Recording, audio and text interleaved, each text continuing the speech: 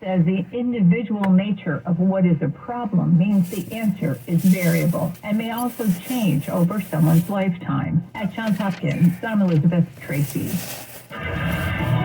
Frank Munich's at the traffic center this early Sunday morning. He's got an update on a crash eastbound 12, Sassoon City.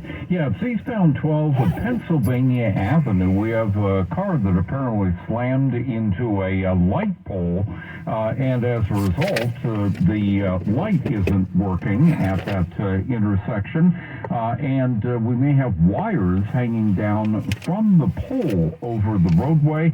In fact, we're just getting new details, and that is that the pole that was hit is actually a small single signal light, and the pole is actually down on the roadway, so that intersection is blocked, eastbound 12 at Pennsylvania Avenue. A new problem being reported in Danville, southbound 680, just before Crow Canyon Road. That is a two-car crash, but that in the center divide, that left-hand shoulder, and a new report of a crash in San Francisco, northbound 280, just before the 101 split.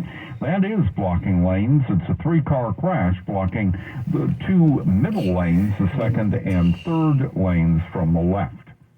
Your next update at 12:48 on the traffic leader KCBS.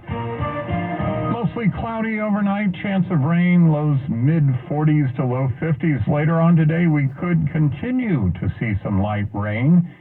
Some expected highs for your Sunday: San Francisco, Oakland, Sacramento, Half Moon Bay, all looking at a high of 63 degrees. Livermore, Concord, and San Rafael, 64 degrees.